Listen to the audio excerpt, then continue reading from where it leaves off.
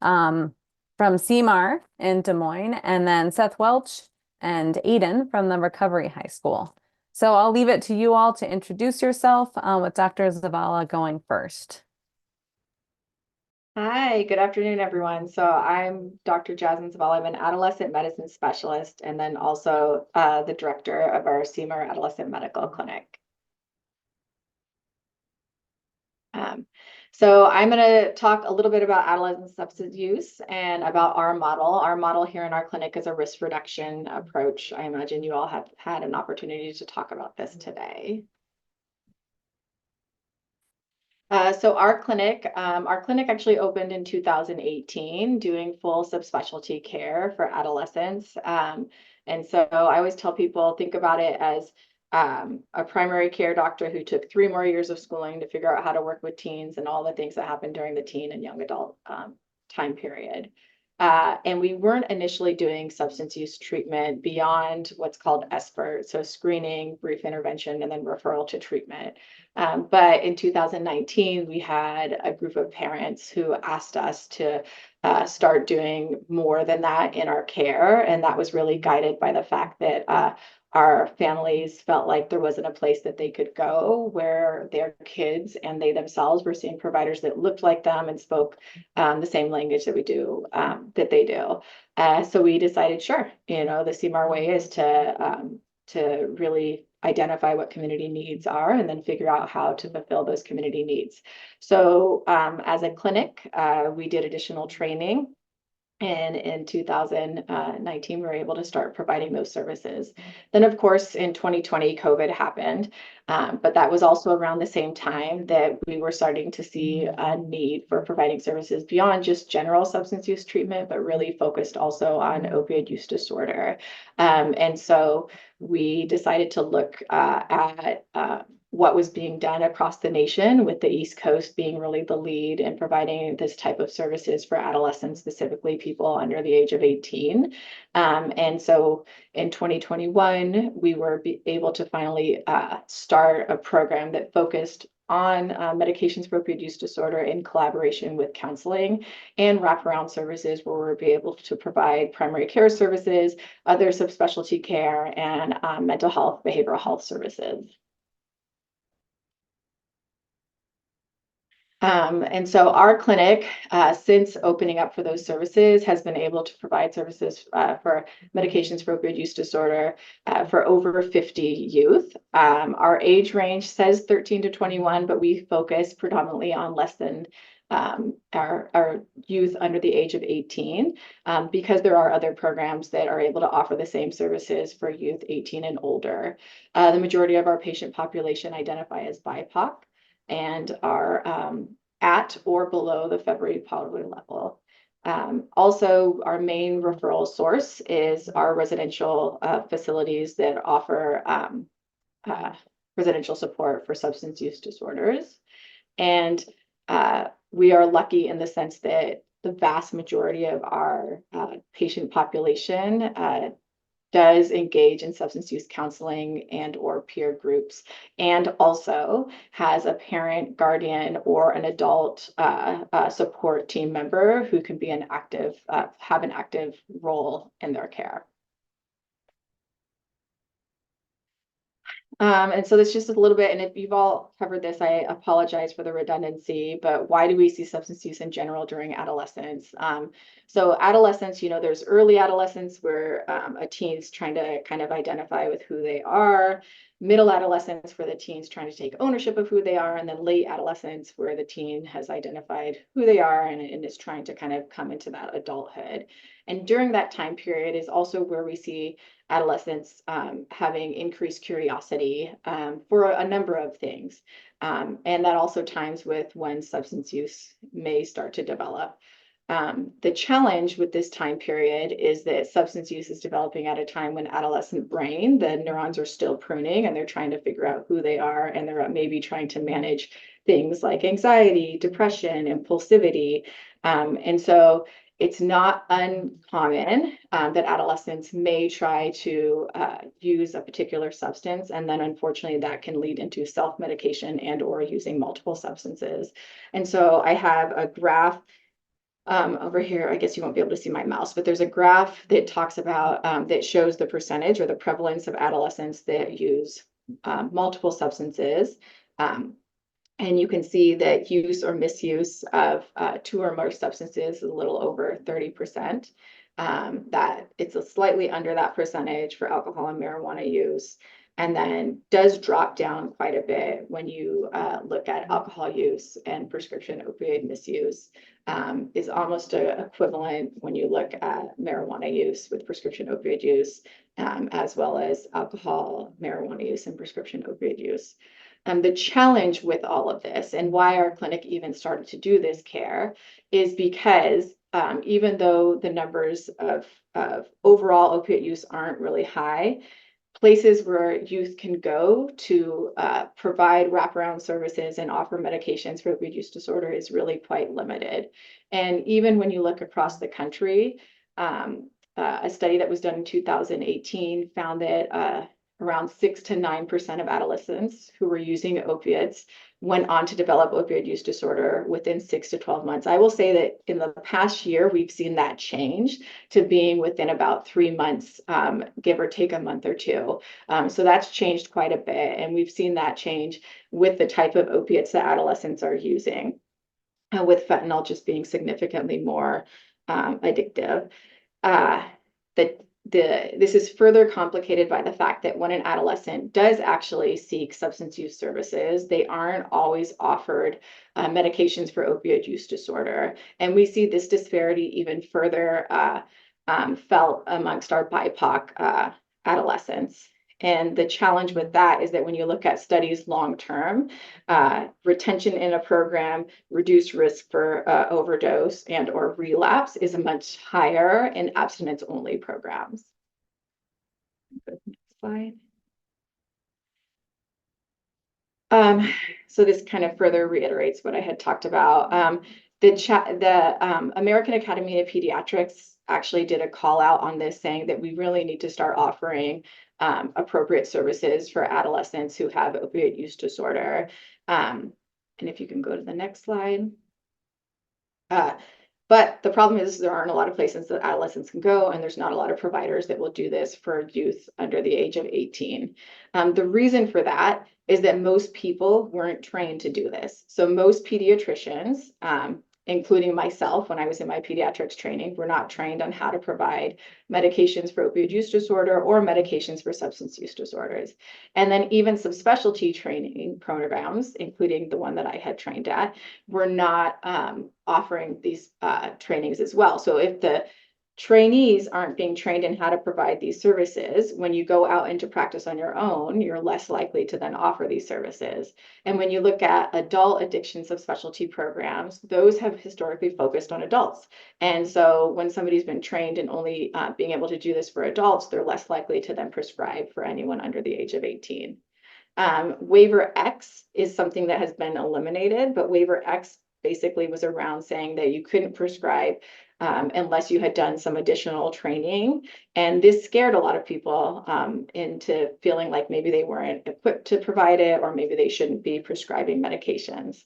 And then the last bullet point here is that we don't have a lot of long-term studies on buprenorphine, one of the medications that we use for opioid use disorder, on its impacts on the adolescent brain.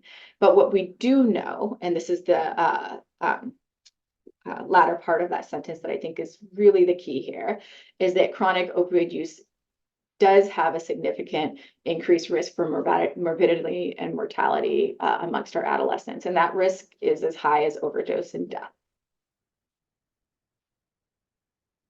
So what's our approach here in our clinic? So like I shared at the very beginning, we have a risk reduction model that we use. We use risk reduction here in our clinic because when you look at the limited studies that are out there, that works better than an abstinence-only model for patients with opioid use disorder or higher use among substance use.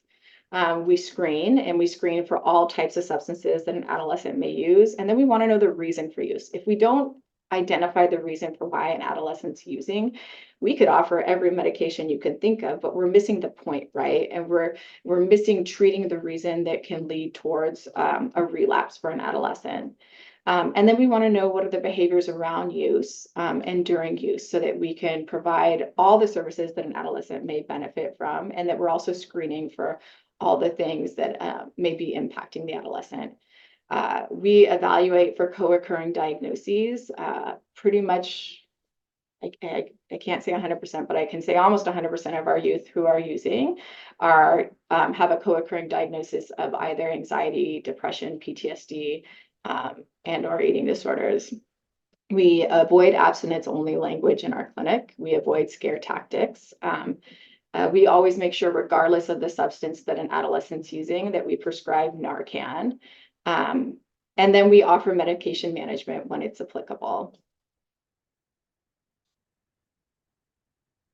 Parents and or guardians or an adult caregiver who comes in, we want to make sure that we're giving support to the people who are around the youth more often than we are. And so there is, it's called a 20-minute guide. It obviously takes longer than 20 minutes to be able to do this, but it's developed by the Center for Motivation and Change. And it's a guide for families on how to kind of help support your adolescent who may be using substances. So it goes through goal care setting. It also goes through self-care. We talk with our parents and caregivers a lot about making sure that they're engaging in self-care so they can continue to provide the care that their teen may need. And then how to communicate with your teen, because it can be an incredibly challenging time for parents. We talk about avoiding enabling behaviors. You know, sometimes parents or caregivers feel like it can be helpful to try and offer a safe environment at home for use, and we talk about the risks associated with that. And then positive reinforcement and natural consequences instead of a scare tactic or a negative reinforcement model. So here's some references. I tried to be brief, and I know that the next group will go with their presentation, and I'm open to questions whenever that opens up.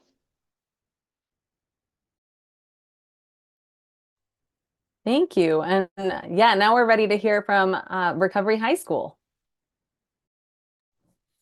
Awesome. Okay. Well, thank you so much. And thanks to Katie for setting it up and everybody for inviting us. My name is Seth Welch. I'm the substance use disorder professional here at the Interagency Recovery Academy here on Queen Anne. We're a public alternative high school. We have been around for about 10 years, coming up on 10 years here. And we're serving currently about 40 students. This program came about as a result of a partnership between King County Behavioral Health and Seattle Public Schools that recognized a couple things. They recognized the relapse rates for adolescents coming out of residential treatment, and just relapse rates for adolescents experiencing any kind of treatment. And then also just the very low graduation rates for adolescents that had experienced substance use disorder and treatment. And so they looked at a couple models that were taking place across the country for recovery high schools. And there are currently about 40 some odd recovery high schools that are recognized in the country. Some of them are private, some are charter, and some are public like us. I'm very excited about this program. I came from working with adolescents in an outpatient and more of a traditional intensive outpatient setting. And this is by far, I would say, the highest level of efficacy for what I've seen in terms of teenagers that have experienced pretty severe addiction. Not all, I mean, that's certainly a spectrum there, but that have experienced substance use disorder and in most cases treatment, to not only stay sober for extended periods of time, but just experience quality of life improvements and transformation just at a level that I just really had not seen before. So I will, if I were to say how this, just to give an idea, we have, students here. I think we're getting ready to have a graduating class of about 13 13 or so students next month. We have students in this school with, 2.5 years of uninterrupted sobriety, and we have students with probably 2 weeks, possibly less, as well. So we've got quite a range. I think one of the things that's pretty significant, of course, we do, during the day, we do recovery support every afternoon. So all of the students in the entire school come together, and we're talking about everything under the sun recovery. And we're talking about what they're going to do after school to stay sober for the next probably 8 hours, 9 hours or more that they're going to be up after that. Because it's full time. We're not just expecting the students are, sober here during the day, but also that they're helping each other to support with sobriety outside of school in the evenings and weekends. I think a big thing of a big part of the reality at this school is, and probably a lot of recovery high schools, is that the community within the school becomes the social group outside of the school. I'd say that's a huge component of it. We have an after school program that is called Bridges, the Alternative Peer Group, which is essentially an after school, boys and girls club for kids in early recovery. That's available to all young people, not just students at the school. So pretty amazing. I don't know how many times I've got to see, students not just graduate, but I just wrote a letter last night for a young person who's now going to study abroad next year. And I'm just so excited for some of these kids to be experiencing transformation in such a way that's not just, admirable for people like myself in recovery, but just because they're getting lives that anybody would want, So, yeah. What else would you want to say? I'm Aiden. I'm a student at the Recovery High School. I've been here since 2022, I think is when I enrolled. I guess a common question is, or a thought of people is like, what makes this a recovery high school? And I think Seth touched on that a lot. Like, there's all of us are students that have struggled with substance use or misuse. And I think that a good way to put it is it's a bunch of me and other students that are coming together, and with the help of the staff and each other, we're cultivating like beautiful lives for each other. Like the school is giving people a way to like manage and stay sober and be abstinent from drugs, and give them a way to like build lives. Like Seth said, like kids are going to London, like we have kids that are doing welding programs, kids are graduating, going to college. Like we're getting all these things that we're learning how to do through the school and through our recoveries and through each other and the staff, while being abstinent, and learning how to manage that outside of school and building a life for ourselves. So when we do leave here, we have that foundation that we need so we can continue to manage our lives, And the biggest thing here is, there's no using. We have to be abstinent to be here. And I think one of the really good things that we do at the school is when a kid does go in relapse. And I think that a lot of the kids here struggled with hard drugs. It's not mainly like one certain area. Like we have multiple kids coming in with using different drugs. And a major thing at our school is fentanyl. It's huge, it's huge in Seattle. And I think that this school does a really good job of helping us work through those, with each other. Like the students help each other and the staff, like getting kids into treatment, getting kids the therapy or the IOP, and that's case by case, like what kids need. But for the most part, we're able to work through these things and build each other up so these kids can return or stay with us throughout these hard times, and it's teaching us how to, work through life. So it's a lot more than just a recovery school, in my opinion. This is like a family, like a community that's going to be in my life and many other students' lives after we leave. But I think that's kind of like the basics of, what you would imagine the recovery school being like. Yeah. I saw just real quick, one of the questions that came in there, which before I answer it, was how do we deal with relapse? And I feel like that's important for what would you say to that? Well, I definitely think that it goes case by case. So it depends on how the kid responds to the relapse. If the kid is being honest, if the kid is willing to work forward, if the kid is not willing to work forward. Um, but for the most part, like if a kid is in here and they really are trying to stay sober, and not just go and do their own thing and not listen to any suggestions, most of the time kids can get worked, help get into treatment, like a 30-day program, whatever they think they need, the families agree that they need. And usually they end up coming back here if they complete that program and come re-enroll at the school, or don't ever unenroll. They just do their work from treatment. They come back and complete the year out if they're willing to work through that. I definitely think that depends on the student, though. Some students want to go out and find out if they do have a problem, and that's not for, like, kids aren't forced to go to treatment, kids aren't forced to stay here. um, it's with the families and talked about a lot, and if they decide that they think they should stay and they do have a problem and their parents agree and the school agrees and they need to go to treatment, they'll go to treatment, or they'll work through it here with IOP or therapy or whatever they need. Yeah. And I would also ask Dr. Zavala, how does your clinic handle it if someone starts or continues to use?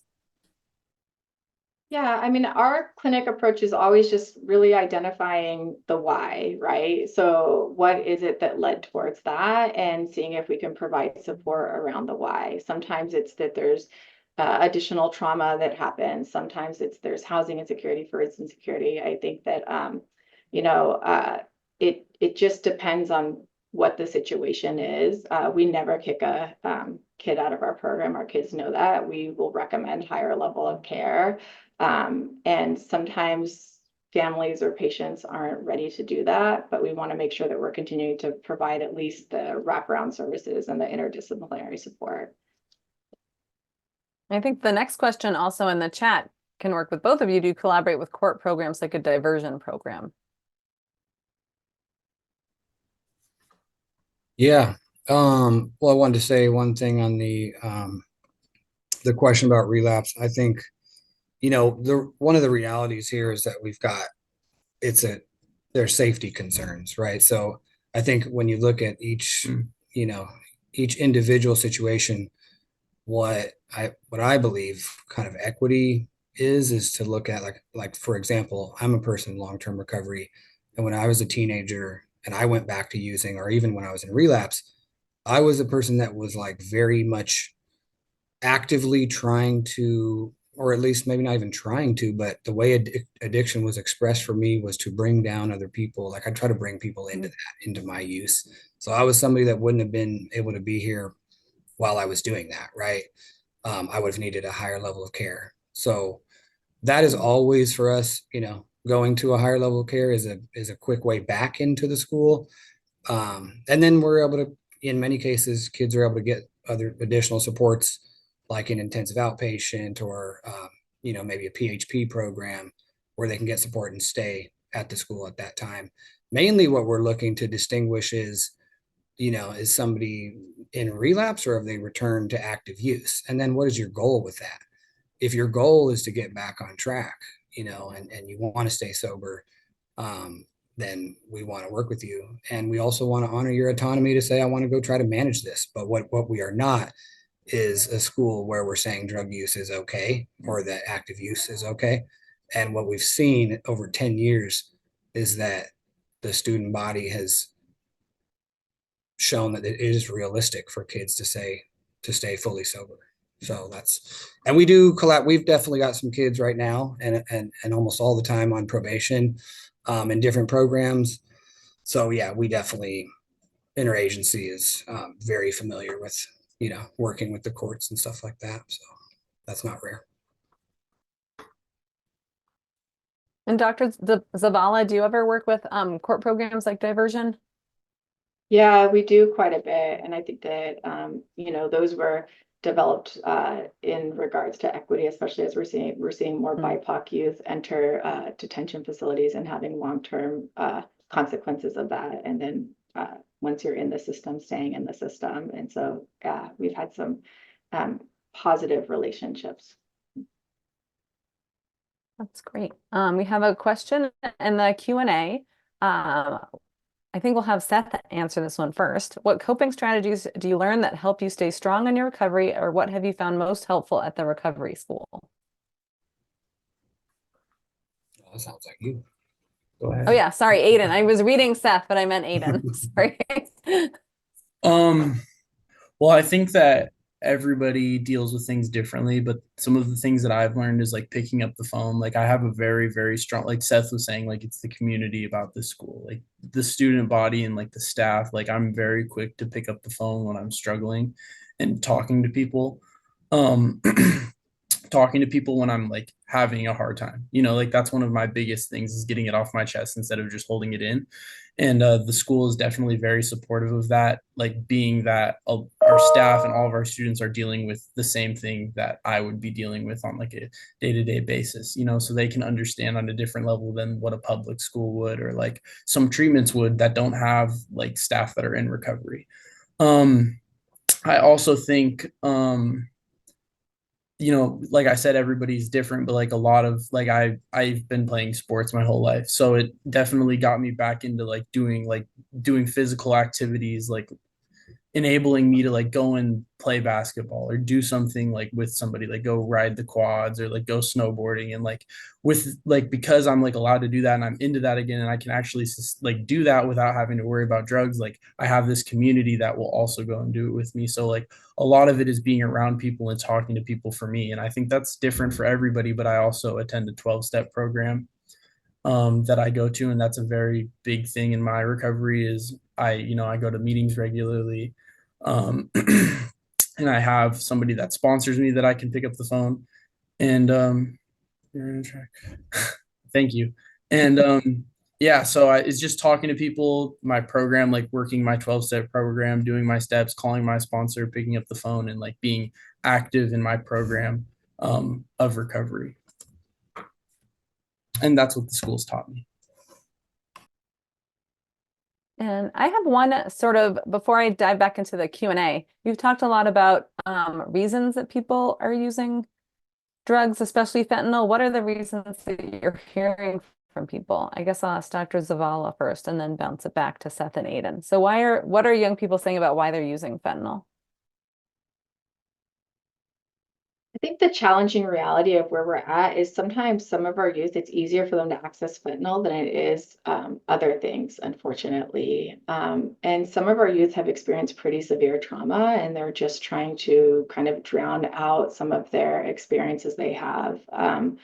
We have youth that have experienced all forms of trauma, physical, sexual, or emotional trauma. And if you add homelessness, housing insecurity, food insecurity, financial instability, on top of that, the coping strategy that they've maybe a person has leaned into has been one that maybe gives them a quicker response. And they may not have been able to access additional resources, services, or their family doesn't have the means or money to do so. And I think that that's what we've seen a lot here.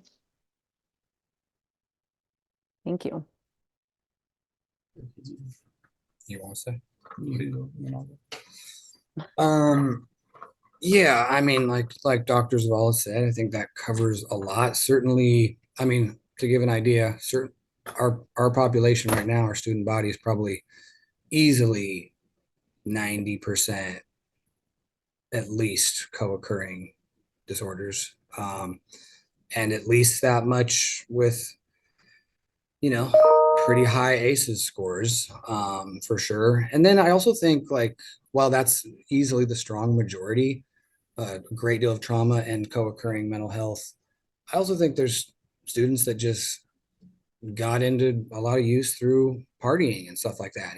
And the level and severity of it just is quite different than at least when I was a kid, and what is kind of commonplace and what is considered acceptable and even cool, through obviously social media and other forms of media. I think that plays a huge role into it.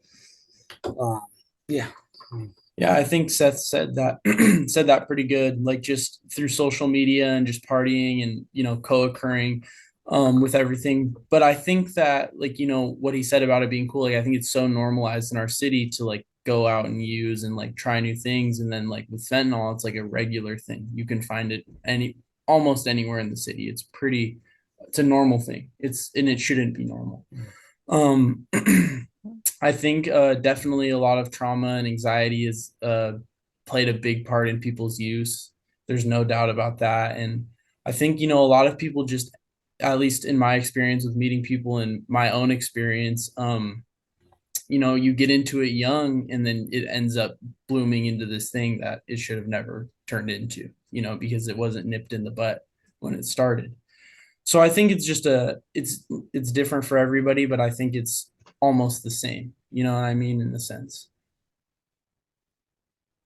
I have two questions from Regina specifically about the Interagency Recovery Academy. One, how many of the staff have lived experience? What do students think of that?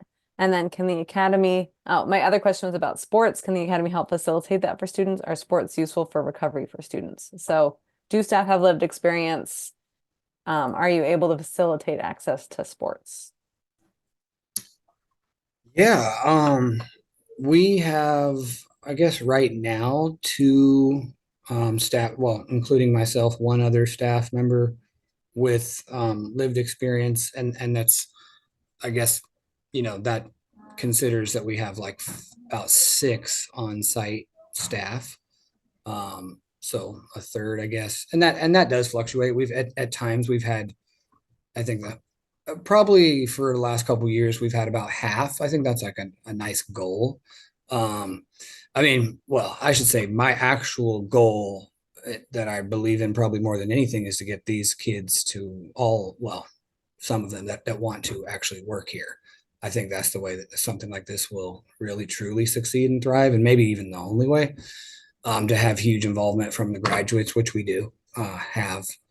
Um, and then sports, we do have, it's kind of, we have so interagency is comprised of like a number of smaller campuses that are, that certainly help a lot with credit retrieval and have also different specialties. Our focus is, of course, the recovery component. We do have sort of a case manager that's a student family advocate that specifically helps kids to access sports and going back to, if they wanted to play at their home school and stuff like that. And that's also something that we, look at pretty closely in terms of, is that going to be supportive for your recovery right at this time? I mean, if I hugely believe that sports and athletics and exercise is basically imperative for sobriety and recovery. That's my personal belief, but definitely how, when is sort of a consideration, I guess, in some of these really early recovery, especially if it's back at their old school where a lot of challenges were also taking place and stuff like that. So how have you've still been able to stay engaged with this guy is a very elite athlete, so you're the one to talk on that. Well, in the first question I heard you say, how do the students feel about that? I think that's what I heard.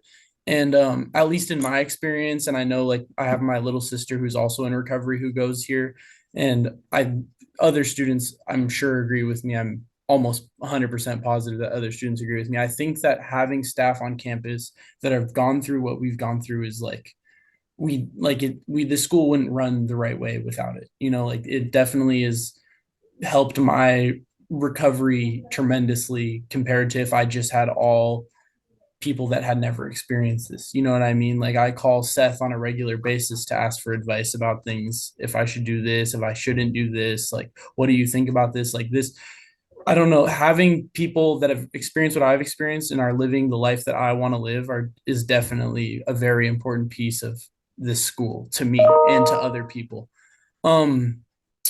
Sports, I mean, I've been playing basketball my whole life, like I said, and like I didn't go through the school specifically to start playing sports, but like we have like at this campus specifically, we have like gym class, and like a basketball coach saw me here because they do other stuff at our campus, like with sports and athletics, because we have a nice gym.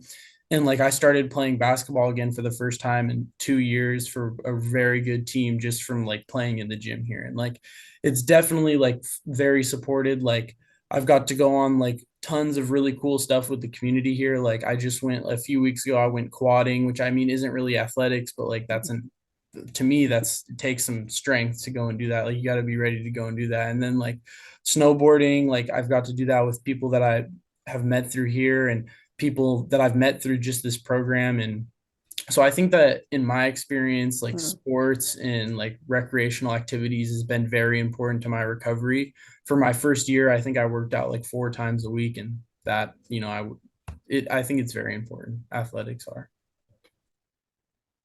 Dr. Zavala, is there anything you would add about your patient population related to physical activity or social supports? I mean, we're a big promoter of physical activity just because that can help with mood and can help with increasing positive endorphins. I think that's really important. Our kids don't have our kids are in the same environments, right, that they've always been in. And so we work with the team, their coaches and their schools on continuing the activities that they feel like are supportive. We've had some patients who've been able to successfully come off of some of the medications we prescribe and be able to, because they want to be able to travel and play sports and do things like that. So again, we just continue to work with whatever the goals are for the patient, the family, and then we work within the community they're in. Great. I have a question from Jennifer Wyatt that I'm going to reframe a little so it works for both of our presenters. Jennifer's question was for the Interagency Recovery Academy. How do you draw from both sobriety and harm reduction principles in the program? But I know Jennifer and hope she's okay that I'm going to reword it, which is, how do you incorporate harm reduction principles into your program, or what role do they play? Yeah, that's a great question. I think that for adolescents, in recovery, I really believe that, recovery schools, and in my experience, which I have a lot of contact with other recovery school directors across the country.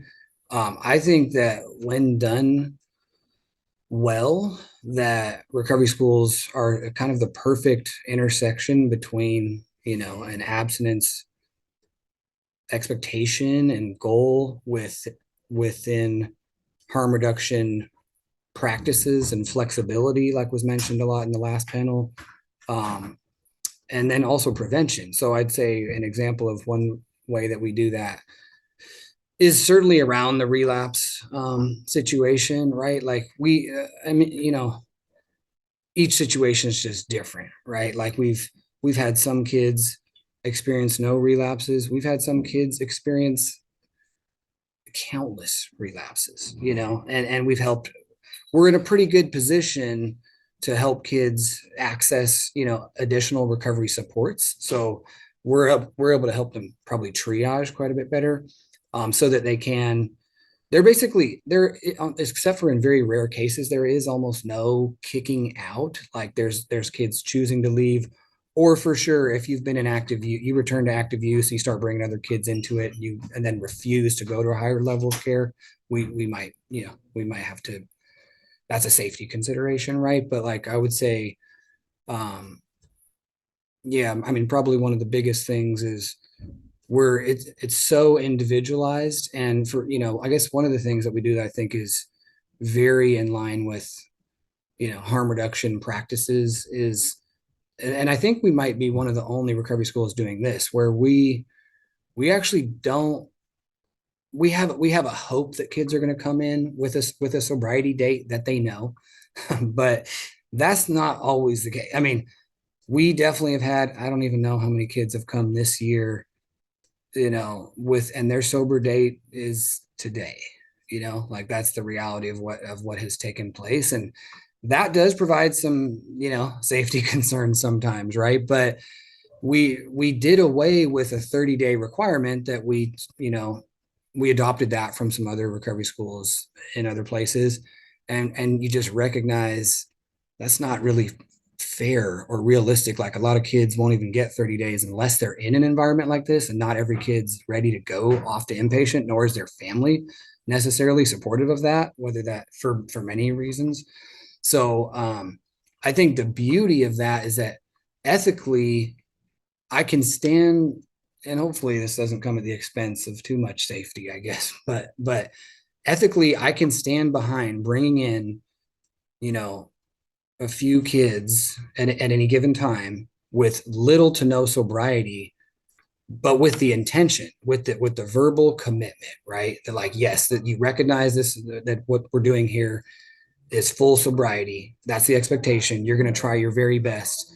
And then we know there's going to be an adjustment period, and I hate to put a time frame on that. Like, yeah, you have a month of 9 lives, right? And you can use up all 8 that first 2 weeks, right? It's like, we don't, sometimes less is more, we're not, and we don't explain every single thing. As far as we try to be as transparent as possible, but we don't have an amount of relapses that somebody can do. We don't like articulate that. I'd say that's one of the big ones. I mean, and of course, to be completely transparent, is we have probably a number of kids that do use, some form of nicotine or tobacco product, not in the school, but outside. And plenty of them have voiced that as a harm reduction practice. Like, that helps them to not have cravings or do other drugs, right? And we're okay. We're happy to fight the battle with that around a health consideration and concern. If they're, as you said, what, 70% of the students you think have done fentanyl. So we are picking our battles, you know what I mean? And I think we're doing it in a pretty effective way. But that being said, we need, a recovery school needs to exist at the minimum in every county, and they really need to have one in every single district, because it's just nothing. There's nothing like this that I've ever seen in my life for teenagers with addiction. Yep. I don't know if I have much to add about that. Seth touched everything. I think that, the hope is that everybody comes in here and, like, the requirement, the baseline is abstinence to be at the school, and we work through that. Like we said, like, kids go to treatment, they come back, there's no baseline for, like, this is how many relapses you can have before you have to leave. During this year, I don't think any kid actually had to, like, fully leave the school last year, like, did so bad, like, brought so many people down, like, was that much of a concern that they had to leave the school. Kids definitely had to leave and come back from treatment. And this year, I think I've only seen one. I don't even know. I don't think anybody's left this year for being a safety concern. I'm not sure. But I think that Seth did a really good job explaining, like, harm reduction and abstinence. Like, I think that the really biggest, like, piece of harm reduction we have is nicotine, which kids use outside of school, and you're not necessarily going to get punished for that if you're using that outside of school. Yeah, I mean, I don't really have much to add. I think you did a really good job. And with that too, we talk about, like, cutting down or switching to, like, zero nicotine vape, or just trying to decrease it, right? Just looking at that from more of a health perspective, and certainly not, I would never stand by that is part of somebody's, like, sobriety. I mean, if somebody chooses that, that's great. That's an awesome, healthy choice. But yeah, we just look at that a little bit differently and give the students autonomy to, make those changes themselves. And Dr. Zavala?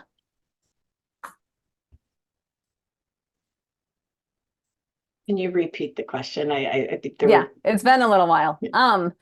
How do you incorporate harm reduction principles into your work with young people who use fentanyl?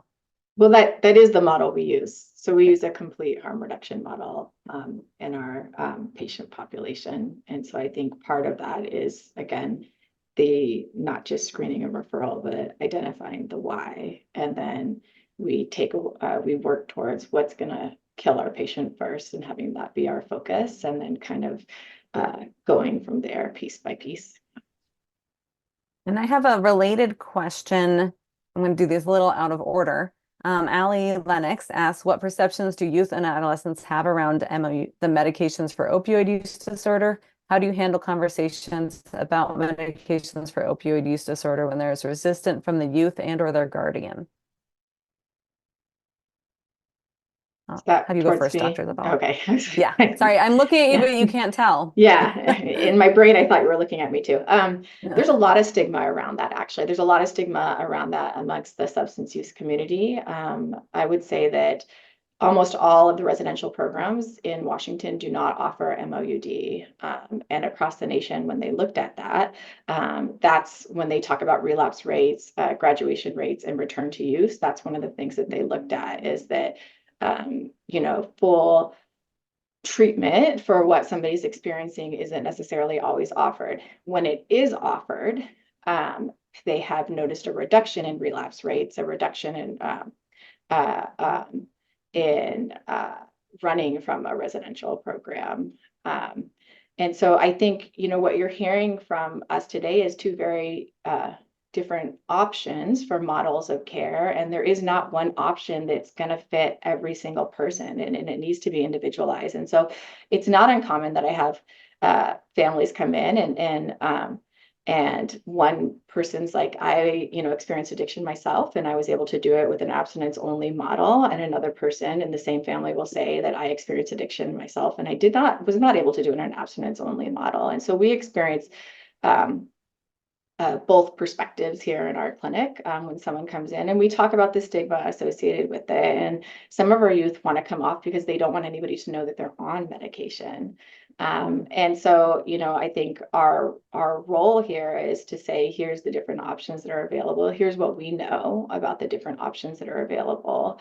And even when we've had, one of the kiddos I saw today, their grandparent, who's their support person, used to be of the frame of mind that abstinence was the only way, right? And what you're hearing again today is just different options and different models, and that grandparents really come around because their kid has significantly benefited from MOUD.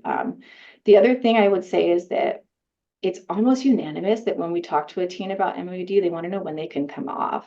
And I think the challenge with that is that, again, there is not one size fits all. We have had some kids successfully come off of medications in our clinic and are doing quite well. And we have some kids that are starting to become SUDPs themselves, which is fantastic, right? That is what you want, but that isn't necessarily a guarantee.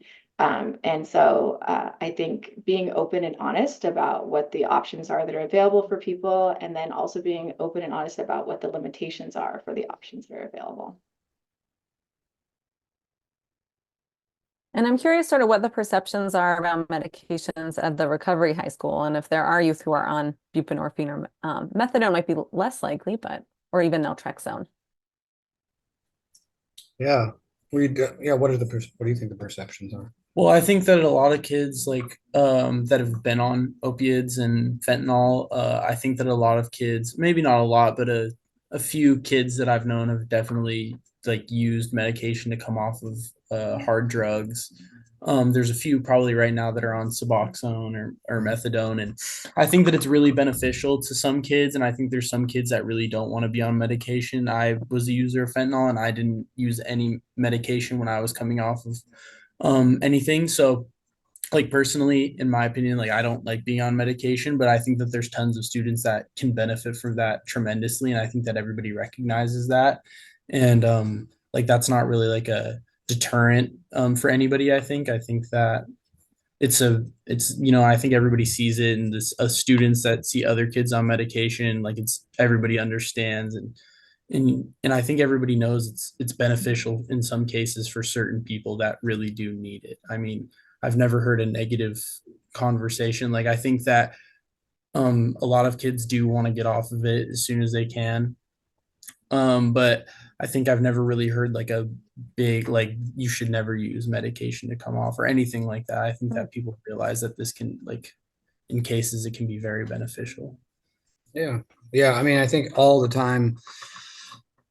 Certainly had plenty of students on Suboxone and Vivitrol and stuff like that. A little more rare for methadone. I can't think of too many times of that, but yeah, that's also just sort of, we also have, I mean, definitely the majority of kids are on some form of medication. So I think this community, and probably just another credit to the culture that the kids have created, and hopefully we've helped with that, is that's very welcoming. There's not really I wouldn't say there's any recognizable negative sentiment about that. That's just almost like any other medication.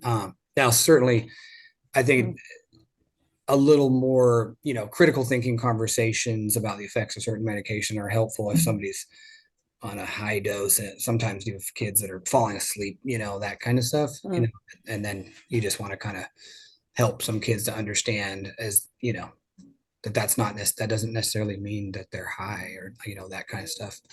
And then the other thing I wanted to just include was, I just think of what it means to provide real kind of like ethical autonomy to young people in recovery. And I think that, I don't, if young people aren't seeing, a community of other young addicts that are in recovery and proud of it, and they're sober and they're changing their lives, and they're if they don't get exposed to that, I don't know how they would ever think that that's even remotely realistic, right? So of course, I won't opt for this because I've never seen, kids come here. We just had somebody come today. I guarantee you, just by the way that she presented, it wasn't her idea, one. Two, yesterday, she had a very different idea of what this was going to be. And she probably thought it was going to be sort of stupid and corny, to be honest. And then she comes and sees the kids, and now she'll probably want to come because of them, and it's like, oh, so this can be, sobriety is cool here. And these kids don't sound like they're missing out. We've got last year, the graduating class went on a trip to San Francisco to the largest, recovery related convention for young people in the world. Next month, they're going to do that, or I guess 4th of July down in Texas. So like we try to come up with things, and often those are orchestrated like within community and with help outside of school. But these extracurricular, sober support activities, so that kids don't feel like they're missing out. When other kids are going to prom or something like that, we still have kids go to prom, right? We have a prom actually this year, but they're like, yeah, we're going across the country to do something awesome. That's all getting like funded too, so cool things like that, anything to make sobriety more fun and cool. And that does make it more realistic and sustainable, I would say. So we only have 3 minutes left. So I guess if you could quickly sum up what's sort of one thing you really hope that people take away from this discussion about young people and fentanyl. Guess we'll go first with Dr. Zavala and then with Seth and Aiden. I mean, I think what you've heard all of us say is that it does take a community, right? It takes a village to really provide support, and what that village looks like may be different, but you do need additional people. And it is hard for anyone to ask for help, and it is hard for people to ask for help if they don't know where resources and services are. And so I think the more of us that can provide support to youth experiencing this, the better I think we all are. Thank you. What do you want to say?